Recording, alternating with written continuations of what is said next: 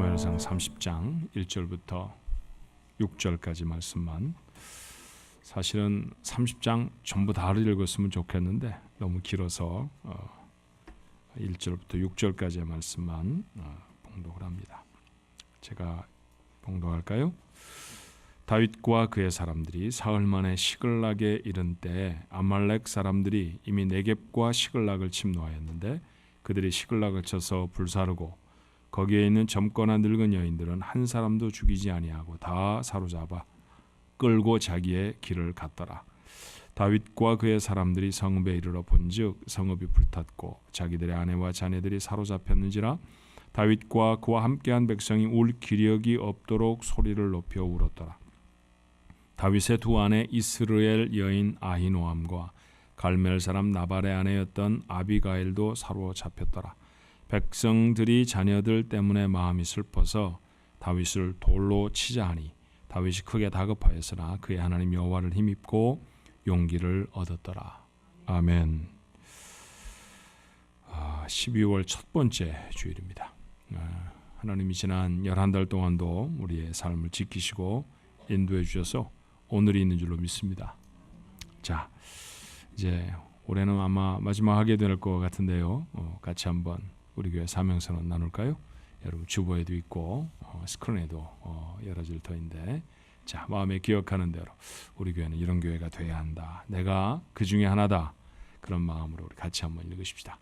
상항중앙장로교회는 하나님의 영광을 위하여 하나님께 예배드리며 사랑으로 교제하며 예수님의 제자가 되어 삶으로 복음을 전파하는 하나님의 백성입니다.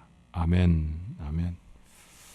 마라톤을 하다 보면 마지막 피니시 라인에 들어오기 전이 가장 고통스럽고 괴롭다고 해요. 그죠? 그래서 그 마지막 피니시 라인 전에 서 있는 이 길가에 서 있는 사람들은 막 연호를 해주기도 하고 또 물수건을 전해주기도 하고 그렇게 격려를 하죠. 옆에 있는 분들 한번 격려하면 어떨까요? 올해 잘 살아오셨는데 이 한 달도 잘 견뎌내실 수 있도록. 자, 마지막까지 하나님 은혜 있으시기 바랍니다. 같이 한번 인사하십시다. 예, 하나님 은혜로 잘 지내시기 바랍니다. 익명, anonymous라는 말이죠. 익명, 이름이 밝혀지지 않는다라고 하는 뜻입니다. 보통 인터넷에 글을 올리거나 할 때 익명으로 또는 닉네임으로, 별명으로 그렇게 올리죠. 그러면 자기가 누군지 잘 모르잖아요. 남이 나를 잘 모른다 그러면 괜히 용기가 생기는 모양입니다. 그래서 용감하게들 인터넷에 글을 올립니다. 근데 요즘 사회는 도가 좀 지나친 것 같아요. 막말이 판을 치고 사실 여부를 확인할 수도 없는 이야기들로 가득합니다. 글을 쓰는 사람이야 그렇게 써서 스트레스도 털어내고 통쾌할지 몰라도요. 그 글의 대상이 된 사람은 며칠 동안 잠을 이루지 못하기도 해요. 심지어 너무너무 괴로워서 생명을 끊는 사람도 있습니다. 누군가를 죽음으로까지 몰아갔다고 하면 이건 심각한 폭력입니다. 절대로 되어져서는 안 되는 범죄이죠. 이런 폭력의 죄 그리스도인은 안 범할까요? 가만히 생각해 보니까 우리도 종종 범하는 죄 중에 하나가 바로 이 폭력의 죄더라고요. 몸으로 하든 말로 하든 우리도 굉장히 폭력적인 인생을 살아갈 때가 많이 있습니다. 연초에 거룩하게 사십시다 그런 토픽을 걸고 그중에 특별히 죄를 좀 덜어냈으면 좋겠는데 우리에게 네 가지 죄가 특징적으로 나타나는 것 같으니까 좀 덜어냅시다 그랬죠. 기억하시나요? 어떤 죄들이었나요? 첫 번째는 거짓이었고 또 하나는요 욕심. 한 분만 기억을 하시네요. 나머지는 다 덜어내셔서 다 무엇이 있었는지도 잊어버리셨군요. 세 번째는요 음란이었습니다. 마지막에 폭력이었는데요. 이 네 가지 중에 무엇이 제일로 논쟁거리였을 것 같습니까? 다른 것들은 다 맞아요. 우리가 그런 죄를 좀 저지르죠. 그런데 무슨 폭력을 행사하지는 않았던 것 같아요. 근데 사실은 우리가 굉장히 폭력적으로 산답니다. 사실 오늘 제목은 폭력의 유혹을 버리라. 근데 이 주보를 우리만 보는 게 아니라 외지에 있는 사람들도 많이 보거든요. 저희들 웹사이트에도 들어가서 보고 하면 이건 무슨 조폭도 아니고 뭐 이런 얘기를 하나 그럴 것 같아서 제가 말을 순화하느라고 이 단어 찾느라고 한 5분쯤 고민을 했어요. 그래서 거칠음의 유혹을 버리라. 많이 거칠죠. 우리 삶이 참 거칠게 살아간답니다. 사실이 아닌지도 모르고요. 누군가 험담을 잔뜩 부풀려서 다른 사람에게 옮깁니다. 사실이 아니면 어떻게 되죠? 아니면 말고예요. 그렇죠? 우리 속에 아니면 말고가 참 많습니다. 누군가의 가슴에 10년쯤 남을 가시 돋친 말을 하기도 하고요.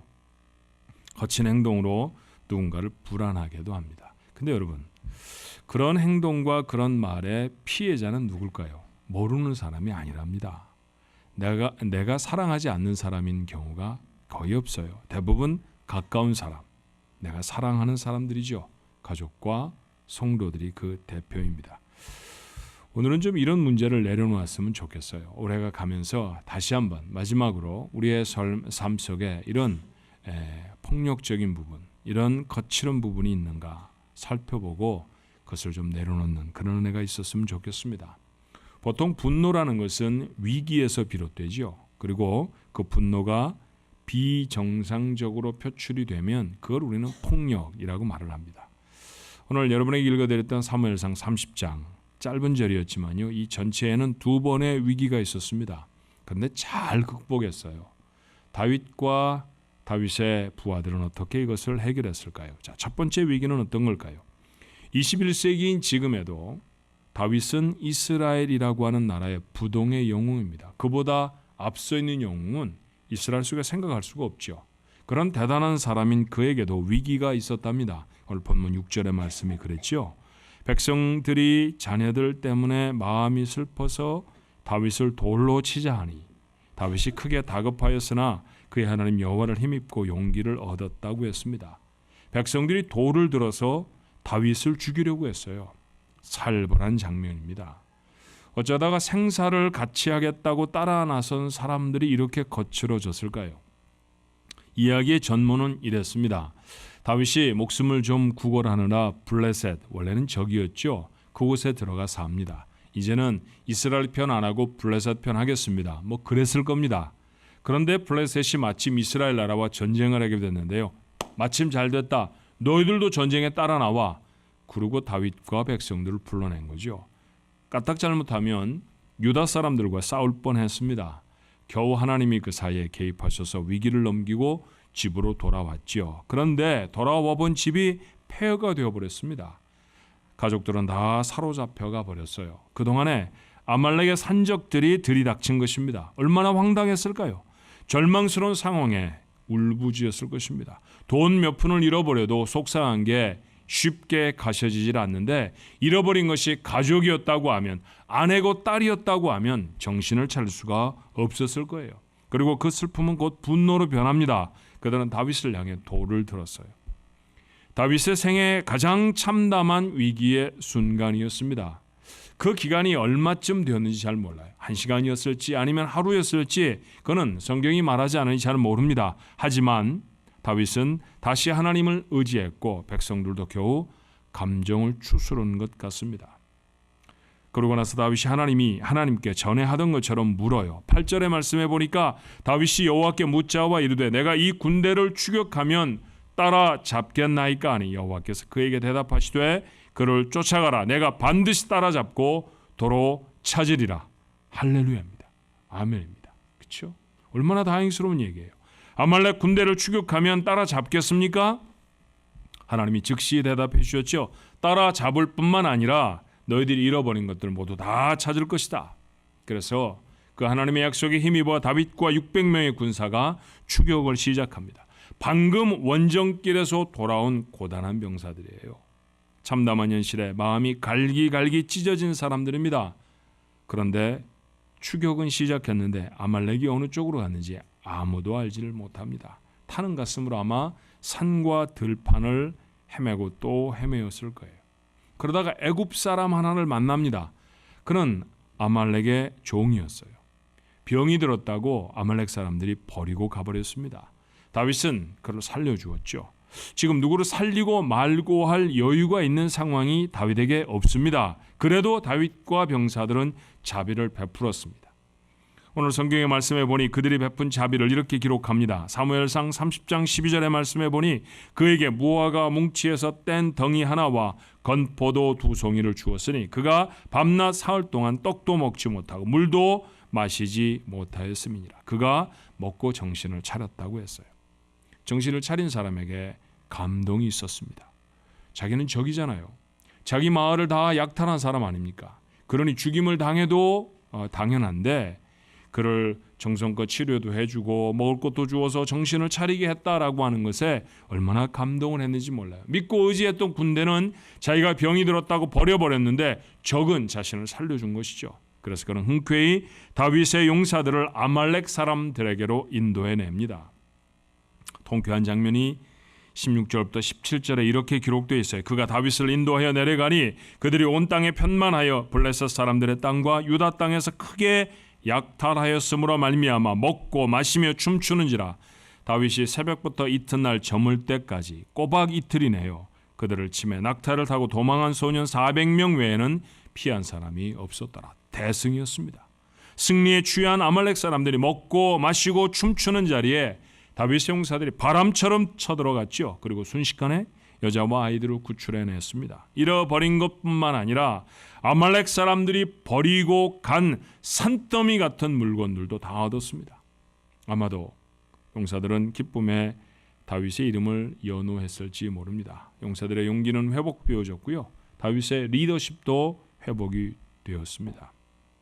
중요한 원리 하나 이 사건에서 우리 마음에 새겨야 하지 않을까요? 아내를, 딸을 잃어버린 사람들 분노할 수밖에 없었을 거예요. 하지만 다윗을 돌로 쳐 죽이는 것으로는 아무것도 해결할 수가 없습니다. 만약 그랬다고 하면 그들은 영영 자기들의 아내도 자기들의 딸도 찾지 못했을 것입니다.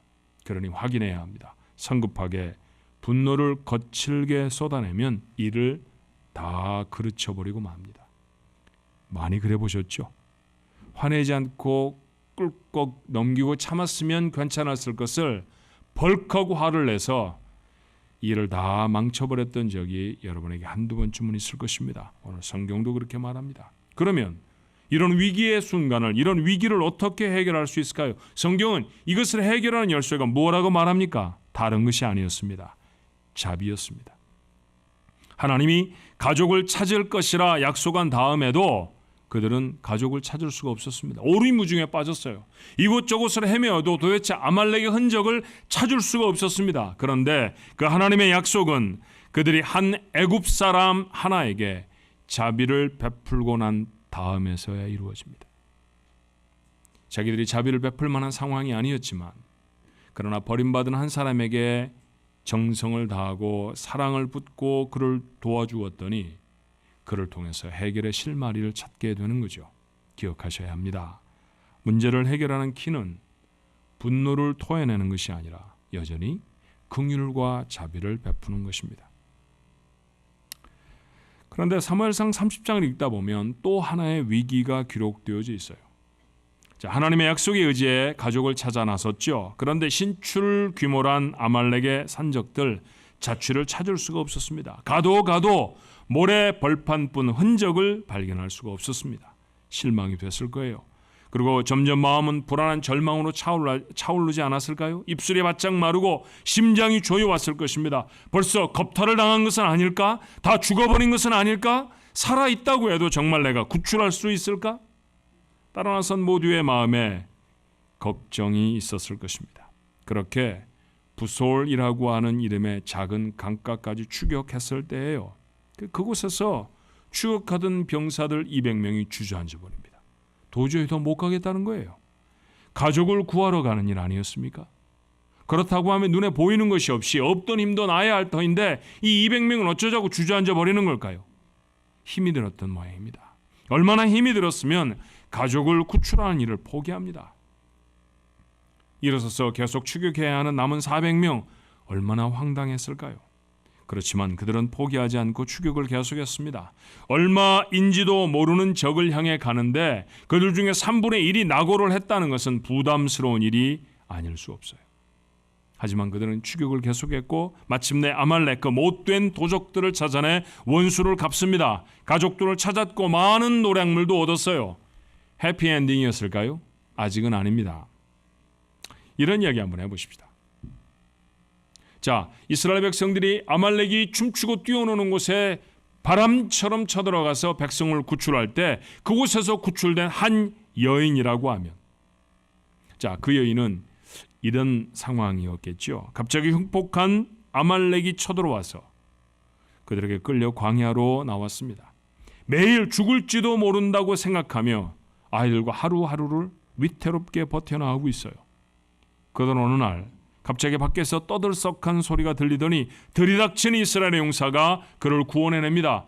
그녀는 누구를 찾았을까요? 당연히 남편의 이름을 부르지 않았을까요? 시몬, 제 남편은 왔나요? 그런데 그녀를 구출한 용사가 이렇게 대답합니다. 남편은 오지 않았습니다. 오지 않다니요? 그의 신변에 무슨 일이 생겼습니까? 혹시 무슨 전쟁에서 전사를 당한 걸까요? 그랬더니 병사의 냉소 어린 말이 이렇게 돌아옵니다. 아닙니다. 지금 아주머니의 남편은 부서울 시내가에서 편히 쉬고 있습니다. 쉬고 있다고요? 이참에 아주 쉬게 해줘야 되겠군요. 그런 생각이 들지 않았을까요? 자, 생명을 걸고 이스라엘의 가족들을 구출해 돌아온 400명의 용사 중에 하나였다고 하면 어떨까요?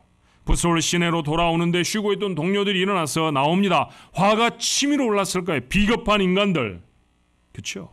자신의 생명을 걸고 전투를 할 때 그들은 아마 다리를 뻗고 잠을 잤을 것입니다. 그거 생각하면 주먹이 불끈 쥐어집니다. 그래서 그들은 이렇게 말해요.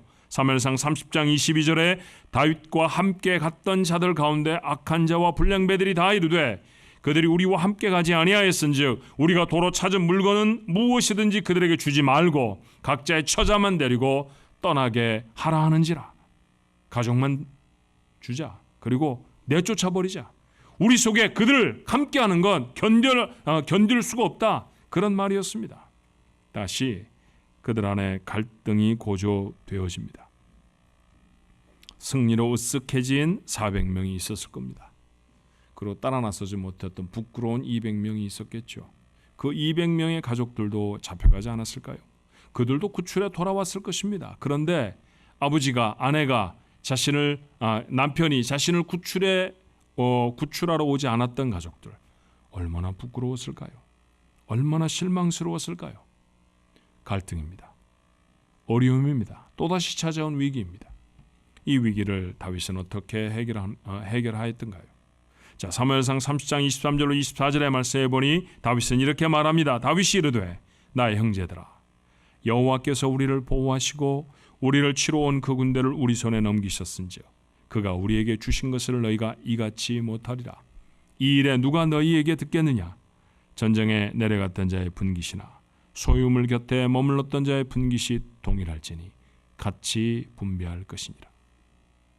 쫓아내는 것은 고사하고 싸움에서 얻은 물건들도 똑같이 나누어 주어야 한다고 다윗은 결정합니다. 부솔 시냇가에서 되어진 탁월한 판결이었고요. 이것은 이후에 이스라엘 나라 군인들의 법규가 됩니다. 사울의 손을 피해 숨어 다니던 600명이었죠. 얼마나 위기의 순간을 많이 넘겼을까요? 전선을 생명이 위태로워지는 순간순간을 함께 넘었던 정말 소중한 사람들입니다. 그런데 그들이 둘로 분열될 뻔했어요. 하지만 이해와 관용이 그들을 하나로 묶어줍니다. 다윗은 이후에도 생명을 건 전쟁을 여러 번 해야 했지만 이 끈끈한 하나됨이 그들을 이기게 합니다. 그리고 마침내 이스라엘의 왕이 되었고요. 마침내 그들은 장군의 자리에 섭니다.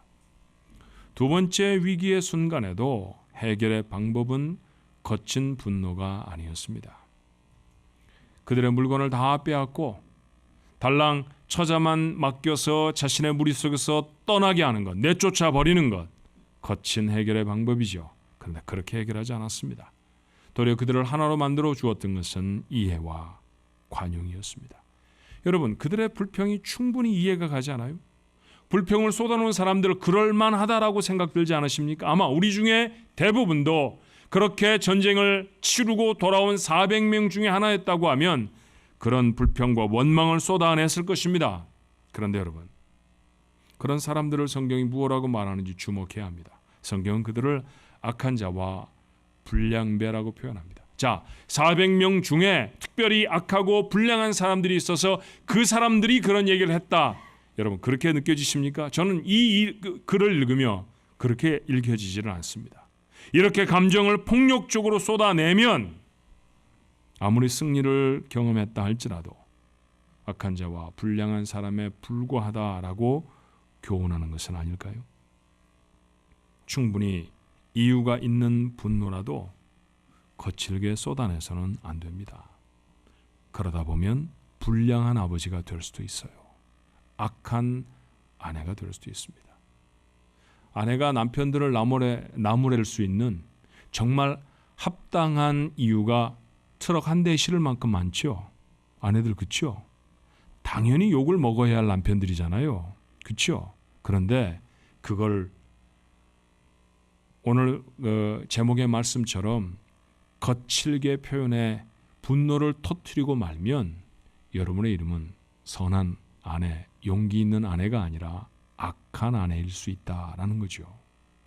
아이들이 나무람을 들어야 할 만한 상황이 얼마나 많이 있습니까? 그런데 그 자리에서 그들을 이해하고 관용을 베풀고 자비를 베풀고 그들에게 정말 나아갈 일들을 가르치는 인내로 서지 않으면 교훈을 했던 아버지는 불량한 아버지가 될 수도 있습니다. 저는 이 말씀을 읽으며 불량한 목사도 될 수 있겠구나 그런 생각을 했어요. 악한 성도라는 말도 가능할 것입니다. 이렇게 터뜨려서는 안 되는 것이죠. 두 번째 위기도 그들의 해결의 방법은 이해해 주는 것이었고요. 참아주는 것이었고 받아들여주는 것이었습니다. 그랬더니 갈등이 더 증폭되어지고 그 안에 고름처럼 문제가 생기는 것이 아니라 그들이 하나가 되어지는 기적을 경험합니다. 제 아내가 좀 아팠습니다. 근육 어딘가가 좀 상했다고 하는데 꼼짝 못하고 쩔쩔매서요. 며칠 동안, 몇 주 동안 참 어려웠어요. 아이들이 집안일을 해야 했습니다. 직장에서 돌아와서 쉬지도 못하고 설거지도 하고 음식도 차리고 하는 것, 그 썩 기쁜 일은 아니었을 겁니다. 한 아이가 그릇을 씻는데 어느 날 실제로 있었던 일이에요. 그릇을 씻는데 다른 아이는 전화기를 들여다보고 있었습니다. 그랬더니 그릇을 씻는 아이의 소리가 자꾸 거칠어지더라고요. 처음에는 그릇을 이렇게 놓더니 그 다음에 이렇게 놓고 이렇게 놓는 거예요. 조금 있으면 깨겠어요. 그래서 제가 눈짓을 줬죠. 야, 잠깐만 가서 도와줘. 그래서 겨우 문제는 해결을 했습니다만 그 아이의 마음을 10분 이해합니다. 저는 설거지를 하는데 또 다른 아이는 놀고 앉아 있는 것 같으니까 화가 났다 이런 얘기죠. 예, 그런 일들 우리 종종 경험해요. 나만 선하고 나만 일하는 것 같죠. 내가 다 하는 것 같잖아요. 그러면 화가 납니다. 거칠게 한번 박아주고 싶잖아요. 그렇죠? 생명을 걸고 아말렉과 싸워 가족을 구해온 400명의 병사도 그랬습니다. 그런데 다윗은 그들에게 이렇게 말해요. 23절의 말씀이었죠. 다윗이 이르되 나의 형제들아 여호와께서 우리를 보호하시고 우리를 치러 온 그 군대를 우리 손에 넘기셨은즉 그가 우리에게 주신 것을 너희가 이같이 못하리라. 자기들이 이긴 게 아니라는 거예요. 하나님이 지키셨고 하나님이 이기게 하셨고 하나님이 주셨다는 것입니다. 생각해보면 그렇죠. 도대체 버림받아 길을 잃고 방황하던 애굽 사람 누가 예비했을까요? 하나님이셨습니다. 전쟁터에 나갔다가 쉬지도 못하고 돌아와서 또다시 추격했던 그 400명 고단했을 거예요. 근데 그 400명의 칼날을 그렇게 힘있게 하셔서 아말렉 사람들을 도륙할 수 있게 하셨던 분 누구셨을까요? 하나님이셨다는 거예요. 생명을 걸었어도 하나님이 돕지 않으셨으면 죽었을 것입니다. 하나님이 돕지 않으시면 헛된 것이 될 수 있습니다. 그들이 건 생명을 상하지도 않게 하셨고 기대하지도 못했던 복으로 채우신 분 하나님이십니다. 그 하나님을 기억해낸 다윗, 그가 자비를 베풀 수 있었어요. 사랑하는 조항가족 여러분, 분노가 치밀어 오를 때마다, 억울한 생각이 들 때마다 하나님을 기억하도록 하십시다. 하나님이 허락하지 않으신 것은 아무것도 누리고 살아갈 수가 없어요. 내가 잘해서 갖는 게 아닙니다. 나만 열심히 일해서 갖는 게, 누리는 게 아니에요. 하나님이 주셔서 내가 누립니다. 그 하나님을 기억하면, 내가 한 것이 아니라는 사실을 인정하면 그것이 겸손 아닙니까? 그렇게 겸손한 마음을 하나님 앞에 서면, 그러면 우리 마음에 위로가 있습니다. 그러니 억울함도, 다른 사람이 어떻고 저떻고 하는 말도 할 게 없습니다. 사랑하는 우리 식구들, 거칠음의 유혹을 버리십시오. 주님은 온유하신 분이라고 했습니다. 예수 따라다니는 사람이라고 해서 그리스도라는 말 뒤에 어미를 붙여 크리스찬 그렇게 부르는 거 우리 이름 아닙니까? 우리 예수 믿는 사람들이잖아요. 주님 따르는 사람들이잖아요. 다른 것이 아니라 주님을 닮은 사람 되어야 하는 것 아닙니까? 그렇죠. 조직폭력배나 닮아서 되겠습니까? 콱 박아주는 거 누구나 다 합니다. 그런데 그거 꿀꺽 넘기고 참는 거, 그거 예수 믿는 사람밖에 못해요. 우리밖에 못한다는 거죠. 당연한 자기의 권리 주장할 수 있지만 그 권리를 주장하는 대신에 아팠을 그 사람들의 마음을 이해해 주는 것, 이것도 세상 사람들이 할 수 있는 일 아닙니다. 하나님의 사랑을 맛본 사람들이 합니다. 그 사랑을 마음에 담고 그 하나님을 기억하면 거칠음의 유혹, 폭력의 유혹에서 자유해질 것입니다. 말도 순화가 될 것이고요. 마음에 담겨지는 분노도 달라질 거예요. 그렇게 문제를 해결하는 겁니다. 그리고 그런 사람들이 거룩한 삶을 이룰 줄로 믿습니다. 새해에는 그런 하나님의 사람들 되시기 바랍니다. 허기에 정리되지 못한 거친 감정이 있다고 하면 오늘 다 내려놓는 은혜가 있었으면 참 좋겠습니다. 하나님이 결단하는 여러분과 함께 하시기를 축원합니다. 찬송 하나 부르고 우리 기도하면 좋겠는데요. 자리에서 다 같이 일어나셔서 우리 한번 찬양해 볼까요? 자, 오늘 제가 선택한 찬양은 주가 일하시네라고 하는 찬양입니다. 가사가 이래요. 날이 저물어 갈 때, 빈들에서 걸을 때, 그때가 하나님의 때. 정말 어려울 때가 있죠. 그때가 하나님의 때라는 거예요. 다윗이 그랬을 겁니다. 가족을 잃어버린 600명의 식구들이 그랬을 거예요. 내 힘으로 안 될 때, 빈손으로 거둘 때 내가 고백해 여호와 이래. 주가 일하시네, 주가 일하시네. 아끼지 않는 자에게 주가 일하시네, 주가 일하시네. 주가 일하십니다. 우리의 삶에 혹시 분노가 쌓여있다고 하면 나를 위해 일하시는 주님, 그 주님 기억하며 내려놓게 되기를 바랍니다. 함께 찬양합니다.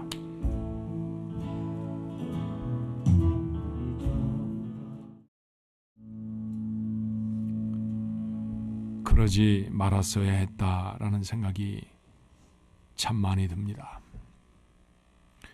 사랑하는 가족들에게 왜 그렇게 가시돋친 말을 했던지, 우리의 자녀들 너무너무 우리가 사랑하는 아이들인데 그 아이들이 30년, 40년 혹은 평생 마음에 가질지도 모르는 그런 이야기를 왜 그렇게 서슴없이 했던지, 믿음의 동지들로 곁에 두셔서 기도를 나누게 하시고 함께 찬양하게 하신 그 사람들을 왜 그렇게 곱지 못한 눈길로 바라보며 그들을 위한 험담을 그렇게 재미스럽게 했던지, 하나님, 저희의 이 거칠음은 어디서부터 오는 겁니까?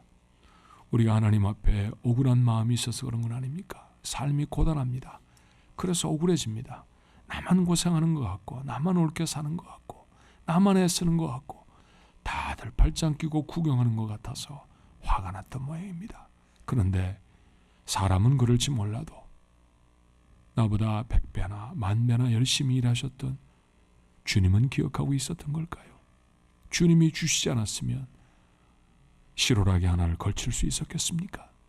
하나님이 공급하지 않으셨으면 오늘도 생명을 유지할 음식이 내 것일 수 있었을까요? 아니, 코앞에 호흡이 하나님 허락하지 않으셨으면 내 것일 수 있습니까? 하나님 주신 것 누리며 살면서 내가 얻은 것, 내가 애쓴 것, 그것만 주장하고 살았습니다. 용서하여 주옵소서. 그래서 말이 거칠었습니다. 그래서 억울했었습니다. 그런데 그 위기의 순간에 다윗이 이것을 기억해냅니다. 형제들아, 화내지 마라. 우리가 싸운 게 아니라 하나님이 이기게 하셨다. 그러니 간 사람이나 가지 않은 사람이나 똑같이 하나님 것 나누는 게 맞다. 맞습니다. 그래야 하는 것입니다. 다윗 따라 나섰더니 결국 처자 하나 뺏기고 말아 돌 들었던 백성들의 마음을 하나님이 누그러뜨리며 아니다, 너희들의 왕이 될 자다. 그렇게 해서 문제를 풀지 못한다. 찾을 것이니 두려워하지 마라. 그들이 걸음을 나섰을 때 애굽사람 하나 보았고 아끼던 떡뭉치 건포도송이 그에게 나누어 주었더니 길이 보였습니다. 맞습니다. 하나님, 우리 무중 속에 빠진 것 같아도 이 복잡한 인생을 풀어낼 길은 자비함으로 풀어야 할 것입니다.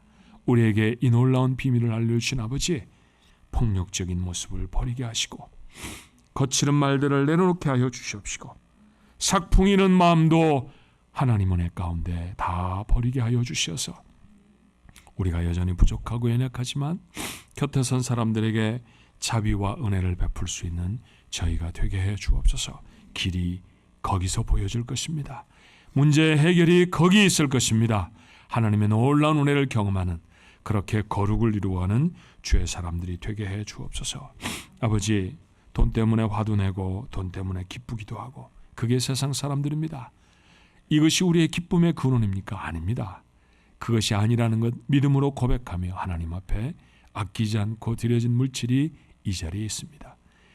드려진 이름이 11조이든 감사헌금이든 아니면 어떤 명목을 지어놓은 것이든 돈이 아닙니다. 하나님입니다. 하나님 때문에 기쁩니다. 하나님이 주셔서 감사합니다.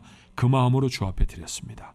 저들의 삶에 하늘의 놀라운 것들로 채워주시고 평생을 돈 때문에 울고 웃는 자가 아니라 하나님 때문에 기뻐하는 자 되게 해주시고 하나님이 주신 것으로 누리며 사는 풍성한 인생들이 되게 하여 주시옵소서. 여러 가지 삶의 감사의 조건들을 하나님 앞에 기도함으로 담아 기억하며 주 앞에 드렸습니다. 아버지, 간절한 기도가 있는 것 주님 아시지요? 여전히 어두운 골짜기에 혼자 선 것 같고 여전히 답답한 문제를 나 혼자 안고 사는 것 같아도 아닙니다. 이제는 압니다. 주님이 나보다 열심히 일하십니다. 여호와 이레의 복이 있는 줄로 믿습니다. 그 하나님 믿고 의지하는 마음으로 주 앞에 드렸사오니 하나님이 감사가 저들에게 100배, 1000배, 10,000배의 열매가 되게 하여 주시옵소서. 하나님의 전해드렸습니다. 주님이 원하시는 곳에 사용하여 주옵소서. 주의 영광을 드러낼 수 있도록 주님 역사해 주시옵소서. 귀하게 드려진 예물이 하나님 앞에 영광이 되게 하시길 소원하옵고 예수님의 이름으로 감사하며 기도하옵나이다. 아멘.